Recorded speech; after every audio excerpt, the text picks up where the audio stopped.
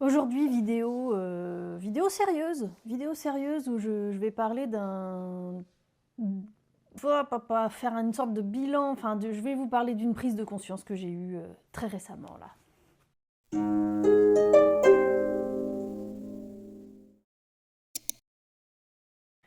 Je voulais vous reparler de la vidéo d'il y a 15 jours dans laquelle j'essayais de rejouer Fields of Gold parce que ma prof voulait que je joue ce morceau au concert de fin d'année. Bon, il se trouve que ma prof a vu cette vidéo, parce que je lui l'ai envoyée, hein, il n'y avait rien de secret, hein, je lui l'ai envoyée.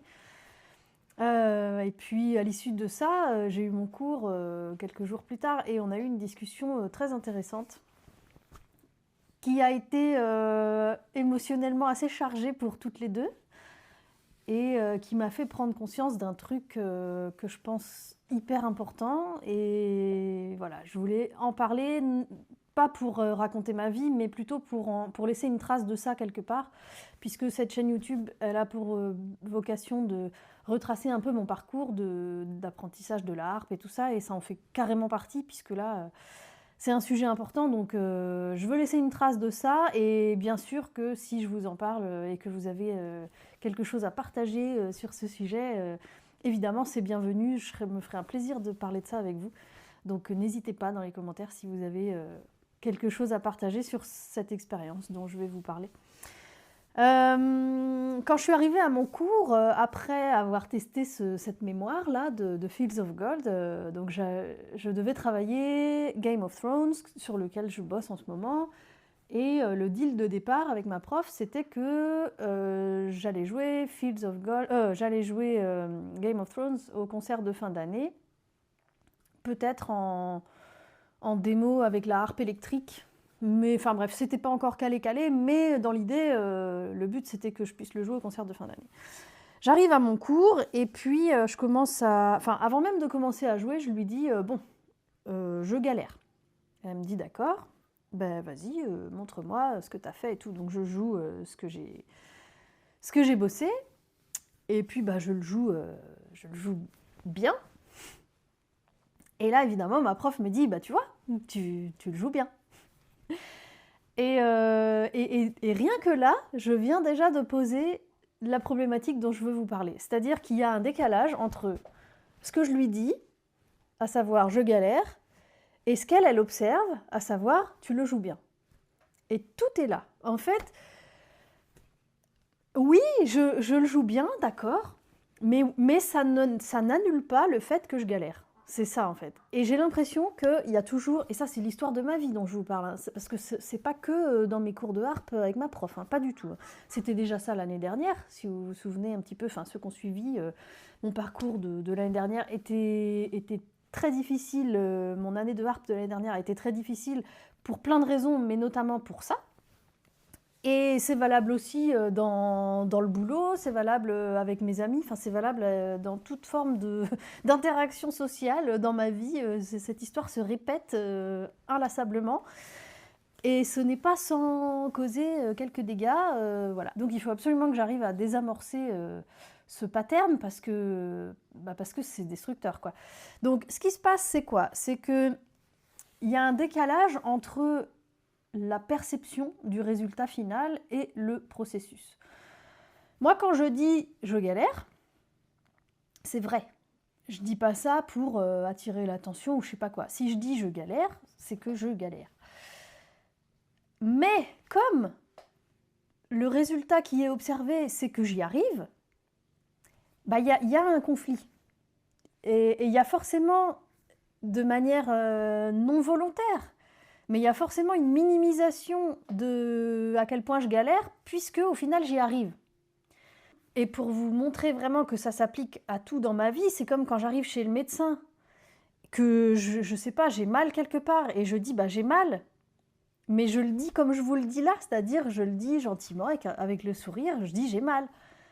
Et comme il n'y a pas d'adéquation entre ma tronche et ma douleur, c'est-à-dire que je suis pas là, ah, j'ai mal, c'est horrible, ah, j'ai mal, pour me faire comprendre. Quand je dis j'ai mal, pour moi ça suffit, c'est français, c'est clair, j'ai mal, je peux pas être plus clair.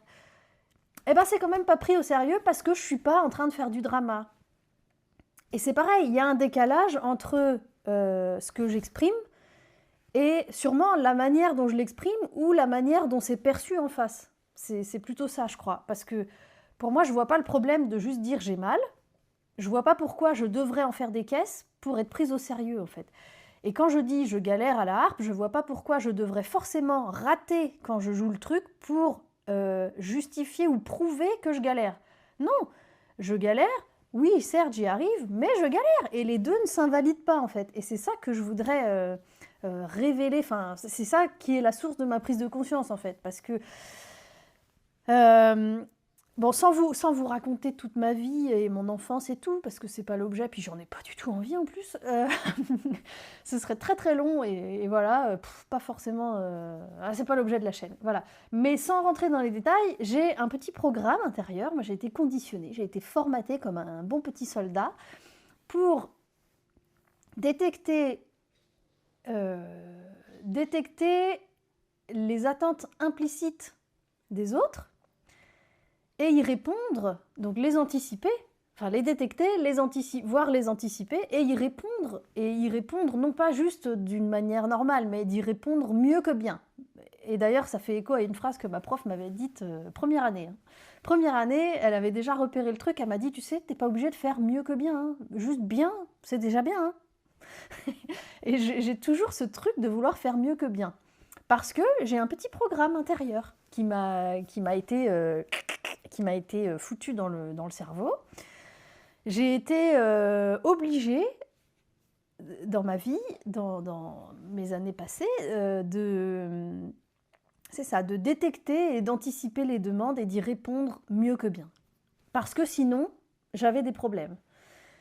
Ce qui veut dire que dans mon limbique, ce qui se passe dans ma tête, sans que je le veuille, hein, j'allais dire c'est inconscient, oui, je le conscientise et j'en parle parce que j'en ai conscience dans l'absolu, mais au moment où ça se produit dans les situations concrètement dans la vie, évidemment que ça prend le dessus et que je ne me rends pas compte de ce qui se joue, ça se fait automatiquement, même si j'en ai conscience avec le recul. Mais en gros, qu'est-ce que ça raconte quand, par exemple, ma prof me dit « tu vas déchiffrer la première page pour la semaine prochaine ».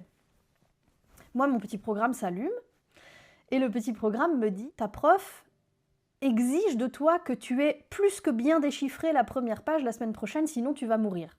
En gros, pour simplifier, c'est ça qui se passe dans mon système limbique. Donc, qu'est-ce que je fais, moi ? Eh ben, je déchiffre plus que bien la première page, parce que sinon, je vais au-devant d'énormes problèmes, et ma survie en dépend, vous voyez ? C'est ça qui se passe. Donc, j'arrive au cours suivant, et ma prof me demande « As-tu déchiffré la première page ?» Eh ben, moi, évidemment que oui, je l'ai déchiffré, j'ai pas envie de mourir, en fait, donc oui, je l'ai déchiffré. Et donc, ma prof, qu'est-ce qu'elle voit, elle ? Donc, moi, je suis dans cet état. C'est inconscient, encore une fois. Et puis évidemment, j'ai un grand smile et personne ne soupçonne ce qui se passe à l'intérieur. Même moi, je ne m'en rends pas compte. Donc, je ne peux pas en vouloir aux gens de ne pas s'en rendre compte à ma place. Et elle, qu'est-ce qu'elle perçoit du coup de tout ça ? Elle perçoit, bah dis donc, elle a bien déchiffré. Sans problème, je veux dire, elle a déchiffré, mais nickel. Donc, il n'y a pas de problème. Donc, qu'est-ce qu'elle fait ? Eh bien, pour la semaine suivante, elle me donne non pas une page à déchiffrer, mais deux, parce qu'elle se dit, on va aller chercher la limite. Mais c'est normal, c'est son job de prof. Elle va chercher la limite de mes capacités pour pouvoir se positionner et ajuster ses attentes et ses demandes à ma limite. Sauf que moi, je lui fournis jamais la limite. Parce que la semaine d'après, elle me demande de déchiffrer 2 pages. Qu'est-ce qui se passe ?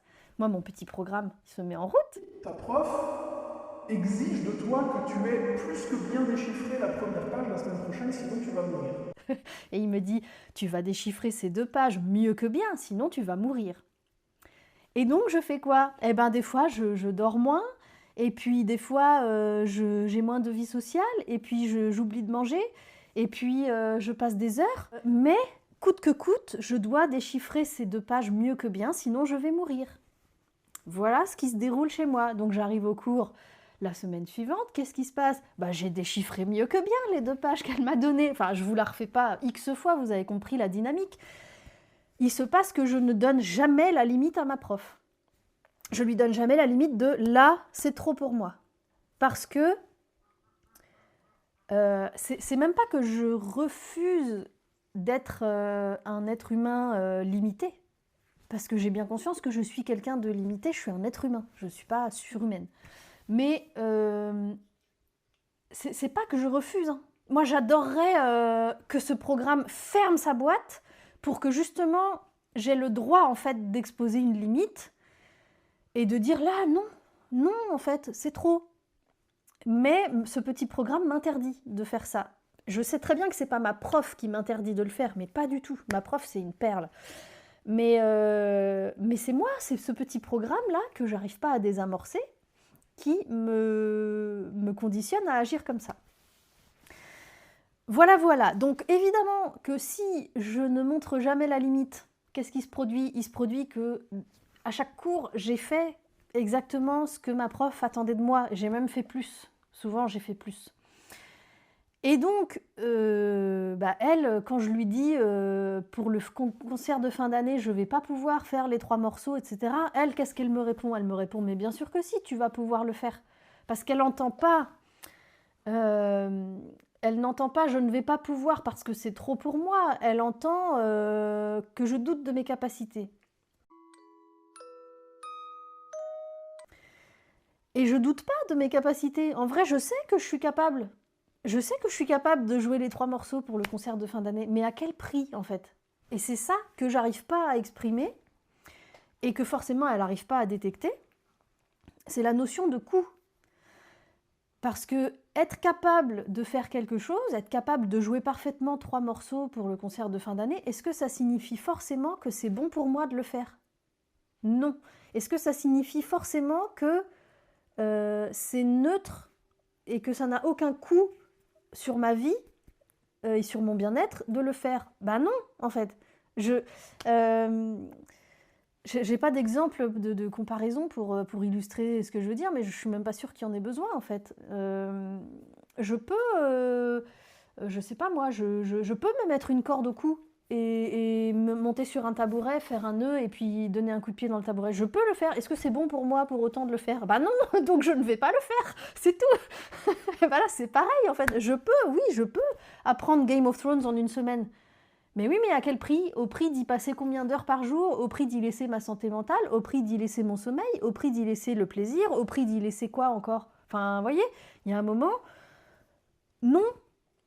Donc là, je suis en train de prendre conscience que ce petit programme me bouffe la vie et qu'il va bien falloir que je lui mette un pied au derrière parce que je commence à en avoir marre finalement de ne jamais me poser la question de qu'est-ce que ça te coûte? En fait, quand une demande m'est formulée, que ce soit au travail, que ce soit un service qu'on me demande, que ce soit un travail qu'on me demande à faire en cours de musique, que ce soit quoi que ce soit, quand une demande m'est formulée, moi je la considère toujours de manière très fonctionnelle. C'est-à-dire que je vais me poser la question de, ok, est-ce que c'est faisable? Est-ce que c'est réalisable? Est-ce que j'en suis capable? Est-ce que le délai est ok? Est-ce que tout ça, est-ce que techniquement c'est possible? Est-ce que je dispose des moyens matériels pour? Est-ce que tatati tatata? Mais à aucun moment je me demande, est-ce que... Et toi dans tout ça, tu vois? Et toi dans tout ça, qu'est-ce que tu y trouves? Qu'est-ce que tu gagnes? Qu'est-ce que ça t'apporte? Parce que tu vas faire plaisir à quelqu'un, tu vas rendre service à quelqu'un, tu vas fournir une prestation à quelqu'un, tu vas résoudre le problème de quelqu'un, mais toi, qu'est-ce que tu retires de ça? Je me pose jamais cette question. Je m'oublie totalement. Et donc, le coût n'est pas un paramètre pour moi. Et comme c'est pas un paramètre pour moi, bah, ça peut pas l'être pour les autres non plus. Puisque moi-même, je suis pas capable de l'exprimer, qu'il y a un coût. Évidemment que les autres s'en rendent pas compte.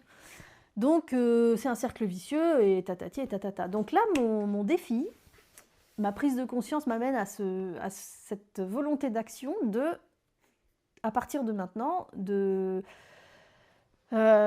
considérer le coût dans l'équation on me fait une demande, j'y réponds, machin, je vais maintenant intégrer le coût dans l'équation et je vais pas seulement l'intégrer comme paramètre secondaire en fait, je vais l'intégrer comme paramètre équivalent, voire parfois même supérieur au paramètre faisabilité.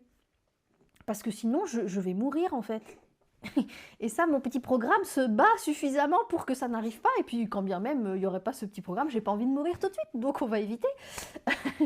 Mais non, je vais y laisser des plumes parce que là, en fait, je suis de nouveau épuisée de mon année de harpe.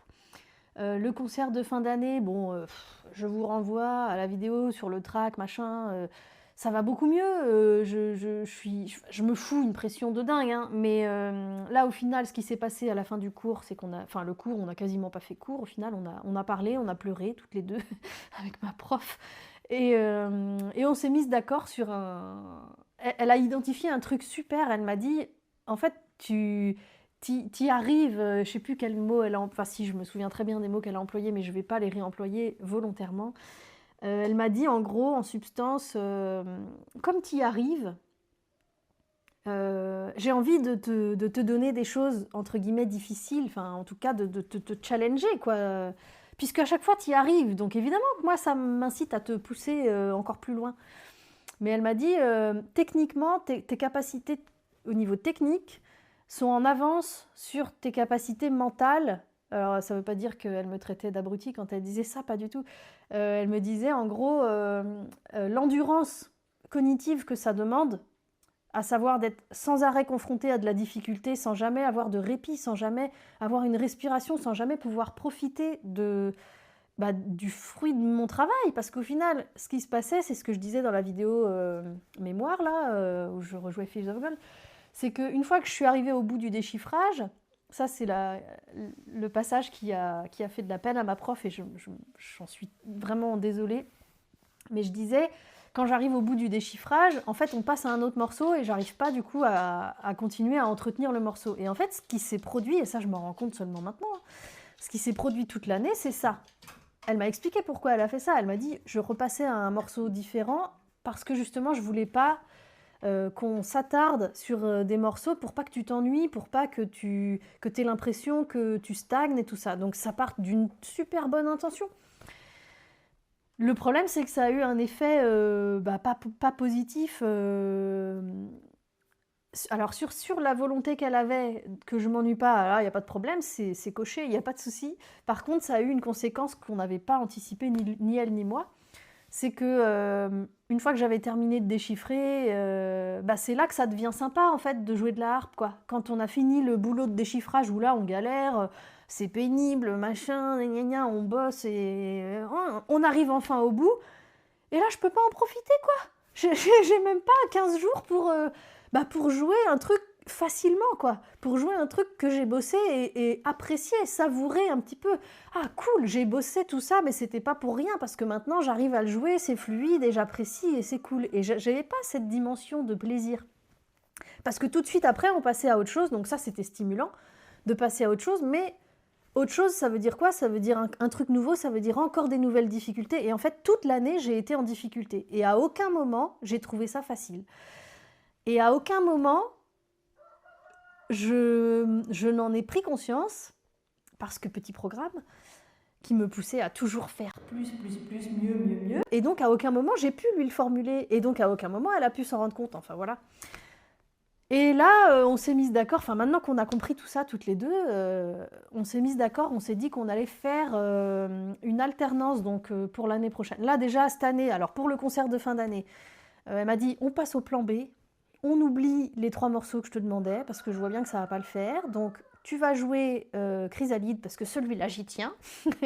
Donc, pas de souci, je vais jouer Chrysalide. Et elle me dit, après, tu joues 2 autres morceaux qui te font plaisir, et voilà, que tu connais déjà bien, et machin. Donc, super, parce que j'ai 1 mois pour consolider Chrysalide, qui est quand même tout frais. Et puis, les 2 autres, j'ai suffisamment le track comme ça, pour en plus me rajouter des morceaux que je ne maîtrise pas à gérer. Je ne peux pas empiler tout ça, c'est trop. Donc ça va être super. Là, comme ça me semble abordable au niveau du coût. Parce qu'il y a un coût, hein, même si ça paraît simple comme ça. Je pense qu'elle est déçue, elle doit se dire, ouais, elle va jouer des trucs, ça va être trop facile. Non, ça va pas être trop facile du tout, t'inquiète pas. Là, le coût, il est déjà élevé pour moi, de jouer des morceaux que je maîtrise parfaitement. Jouer en public, c'est déjà un coût très élevé pour moi. Donc, si à un moment donné, on veut justement que le coût de jouer en public diminue, il faut peut-être y aller step by step et pas empiler toutes les difficultés qui sont empilables d'un coup. Parce que sinon, évidemment, je vais rester chez moi avec une grosse gastro et je ne vais pas venir au concert. Donc, step by step, tranquille. Il y a déjà une difficulté, ça va être de gérer le track, machin. Si je le gère, les mains qui transpirent, les doigts qui glissent, les mains qui tremblent, voilà, ça suffit comme paramètre à gérer en fait, hein, largement. Donc si on pouvait quand même le faire avec des morceaux que je maîtrise bien, voilà, ça m'enlève un cran de challenge. Et puis quand je serai moins stressée de jouer en public à force de répéter des expériences positives avec des morceaux que je maîtrise, là on pourra me faire jouer des morceaux que je maîtrise moins, mais pas avant en fait, parce que le coût est trop élevé et je ne vais pas tenir. Voilà. Je m'égare, qu'est-ce que je voulais dire? Donc oui, on s'est mis d'accord que pour le concert de fin d'année, on fait comme ça. Très très bien. Et puis, on s'est mis d'accord aussi que l'année prochaine, parce qu'elle avait peur que j'arrête la harpe. Je lui ai dit non, quand même pas, j'en suis pas là. J'en suis pas là, même si je suis fatiguée là, je suis découragée, je suis éreintée en fait de tous ces efforts, mais encore une fois, petit programme. Et donc, l'année prochaine, on a dit qu'on ferait un morceau difficile, comme ceux que j'ai vus cette année, c'est-à-dire ce niveau de difficulté-là. Donc challengeant parce que j'ai des choses à apprendre et c'est pas tout cuit dans le bec, mais à mon niveau quand même. Et une fois que ce morceau-là est déchiffré, on passe à un morceau facile et de la technique en parallèle. Et en fait, ça c'est génial comme proposition parce que je me dis que pendant les morceaux faciles plus techniques, déjà moi j'adore la technique parce que c'est reposant justement. La technique, on n'a rien à penser à part se concentrer sur l'exercice qu'on travaille, c'est tout. Ça veut dire qu'on peut être focus, c'est reposant en fait, c'est léger quoi. Il n'y a pas justement tout un tas de trucs qui s'empilent. Donc c'est génial la technique, j'adore ça. Et en plus, on a le sentiment concret d'apprendre quelque chose. Donc il y a un sentiment de montée en puissance et donc de satisfaction. Moi, j'adore la technique. Donc, c'est cool, elle va me faire refaire de la technique. Plus un morceau facile parce que j'ai besoin, et c'est ce que je lui ai dit dans un message après coup, je lui ai dit, moi, j'ai besoin que ça redevienne facile de temps en temps parce que apprendre, je sais que c'est du travail et je le fournis largement, le travail. Hein. Je ne crois pas qu'elle puisse dire le contraire. Mais de temps en temps... kiffer. En fait, je lui ai dit, voilà, j'ai besoin de trouver ça facile de temps en temps pour me sentir réussir. Voilà. Je peux pas mieux dire. Parce que là, je me sens en échec tout le temps parce que à chaque nouvelle partition, je galère. Et donc, à chaque fois que je galère, je me dis, je suis nulle, j'y arrive pas. Je suis confrontée à cet échec-là en permanence. Donc, moralement, chaud. Donc là, c'est cool parce qu'il va y avoir des respirations entre deux morceaux où je vais me dire ça, où je vais me dire je galère, machin. Je vais avoir des soupirs où... ça va se déchiffrer en 2-2, ça va être génial, ça va tomber sous les doigts tout seul et je vais avoir du plaisir rapidement à jouer un truc. Et voilà, sans me dire t'arrives à rien, tu galères, t'es nul, gna gna gna gna gna. Quand je lui ai dit ça, je lui ai dit moi je me sens nulle en fait, à force de pas y arriver. Elle me dit mais c'est tellement le contraire. Comment tu peux dire ça? C'est tellement le contraire. Bah ouais mais... bref, je vais tourner en rond, donc là je pense que j'ai fait le tour du truc. Mais en gros, voilà, la conclusion de tout ça, c'est qu'à partir de maintenant, je vais essayer de garder en tête que être capable de le faire, c'est pas un critère suffisant pour légitimer une attente, en fait. C'est pas parce que je suis capable de faire quoi que ce soit, je vais pas reprendre l'exemple de la corde, parce que vous allez vous dire que j'ai des pensées noires, c'est pas le cas du tout. Mais c'est pas parce que je suis capable de ce que vous voulez que je dois forcément le faire, en fait. Et que c'est bon pour moi de le faire, c'est tout. Donc, quand je dis je galère, nanana, me répondre oui, mais tu vas y arriver, c'est déplacer le sujet. Et il faut que je sois vigilante là-dessus, mais j'en veux pas aux gens hein, de déplacer le sujet, parce que quand ils me disent ça, ou quand ils me disent t'es doué, ou quand ils me disent t'es capable, ou tu vas y arriver, ils ont l'impression de me faire un compliment. Ils ont l'impression de dire un truc super gentil. Et c'est le cas en plus dans leur intention, je le sais. Sauf que moi, ce que j'entends, c'est tous tes efforts ne valent pas grand-chose parce que t'es doué, quoi. Quand j'entends ça, moi, ça me rend ouf. En fait, je suis pas douée, je travaille comme une acharnée. Et vous le voyez pas, donc vous voyez le résultat. Vous avez l'impression que je suis douée, mais non, je travaille. Et me dire, ouais, mais t'es douée. Ah, j'ai une copine comme ça. C'est une copine, hein. Je lui en veux pas, mais elle me dit tout le temps, oh là là, j'admire tes capacités, quoi. Tu fais ci, tu fais ça, et puis tu réussis tout, c'est impressionnant et tout. Mais oui, mais je travaille. Et à chaque fois, elle me dit, ouais, c'est trop facile pour toi. Non, non, là, tu m'insultes. En fait, quand tu me dis ça, tu m'insultes, parce que ce n'est pas facile. En fait, c'est vraiment balayé d'un revers de la main, donc plutôt dans ce sens-là, du coup, le revers, il est là. Balayer d'un revers de main tout mon travail, tous mes efforts, tout ce que ça me coûte, encore une fois, tout le coût que je mets là-dedans, enfin, le coût que ça représente pour moi d'y arriver. Et vraiment, le nerf de la guerre, il est là. C'est que j'ai beaucoup trop, pour pas dire complètement, négligé cet aspect-là. Le coût. Et donc maintenant, il faut que j'y pense, il faut que ce soit central, il faut que ça fasse partie de l'équation. Et c'est chouette. Alors c'est dur ces moments-là parce que clairement, j'ai pas passé des super jours depuis le dernier cours là. J'ai quand même pris une sacrée claque et ça a été dur de traverser ces jours-là, mais au final, ça amène à des prises de conscience qui font avancer, donc ça c'est chouette.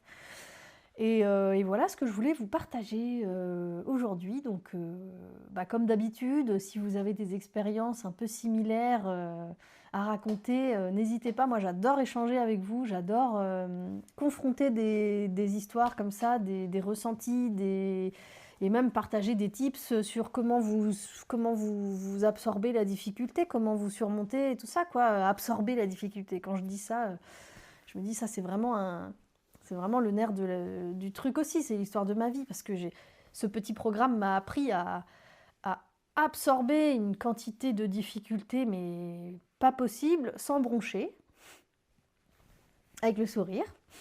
Donc personne voit que je galère, en fait. Personne voit que je suis dans le mal.